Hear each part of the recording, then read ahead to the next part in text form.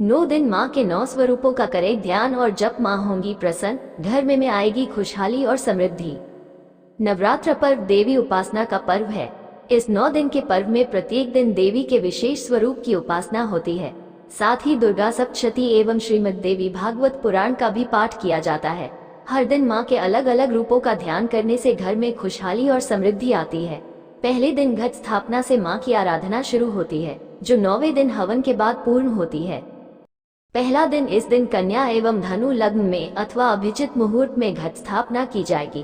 पहले दिन माँ दुर्गा के शैलपुत्री स्वरूप की उपासना की जाती है। शैलपुत्री के ध्यान एवं जपनीय मंत्र इस प्रकार है।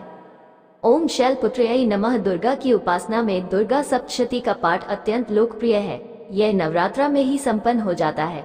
इसमें कुल 13 अध्याय होते हैं। नवरात्र में श्रीमद् देवी भागवत पुराण के पाठ का भी प्रचलन है।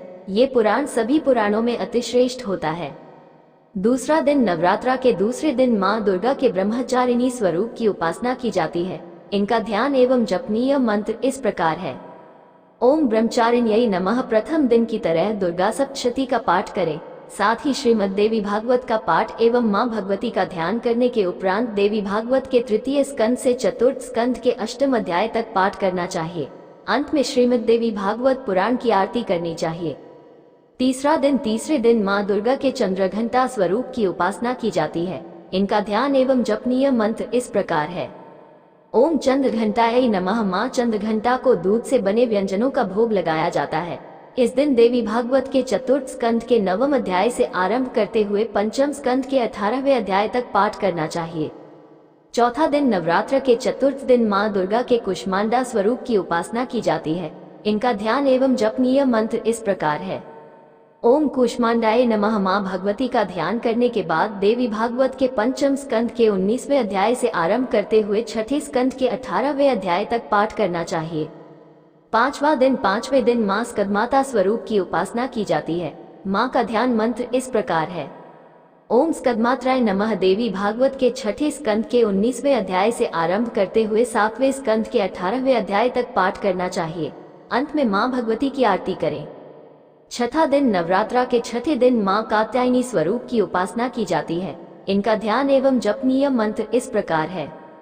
ओम कात्यायन्ये नमः। माँ भगवती का ध्यान करने के उपरांत देवी भागवत के 7वें स्कंद के 19वें अध्याय से आरंभ करते हुए 8वें स्कंद के 17वें अध्याय तक पाठ करना चाहिए। माँ कात्यायनी के विशेष पूजन के लिए कुमकुम और हल्दी का अर्धन श्रेष्ठ बताया गया है। माँ को दूध से बनी मिठाई जैसे पेड़े, खीर आदि का भोग लगाया जाता है। सातवां दिन, नवरात्र के 7वें दिन माँ दुर्गा के कालरात्रि स्वरूप की उपासना की जाती है। इनका ध्यान और जपनीय मंत्र इस प्रकार है। ओम कालरात्र्यै नमः। माँ भगवती का ध्यान करने के उपरांत देवी भागवत के 8वें स्कंद के 18वें अध्याय से आरंभ करते हुए 9वें स्कंद के 28वें अध्याय तक पाठ करना चाहिए। देवी कालरात्रि को व्यापक रूप से माता देवी काली, महाकाली, भद्राकाली, भैरवी, चामुंडा, चंडी आदि रूपों में से माना जाता है। 8वां दिन, नवरात्रा के 8वें दिन माँ दुर्गा के महागौरी स्वरूप की उपासना की जाती है। इनका ध्यान एवं जपनीय मंत्र इस प्रकार है। ओम महागौर्ये नमः। इस दिन माँ भगवती का ध्यान करने के उपरांत देवी भागवत के 9वें स्कंद के 29वें अध्याय से आरंभ करते हुए 10वें स्कंद की समाप्ति तक पाठ करना चाहिए। 9वां दिन, नवरात्र के 9वें दिन माँ दुर्गा के सिद्धिदात्री स्वरूप की उपासना की जाती है। इनका ध्यान एवं जपनीय मंत्र इस प्रकार है। ओम सिद्धिदात्र्यै नमः। देवी भागवत के 11वें स्कंद के प्रथम अध्याय से आरंभ करते हुए 12वें स्कंद की समाप्ति तक पाठ करना चाहिए। अंतिम दिन पाठ समाप्ति के पश्चात हवन करना चाहिए।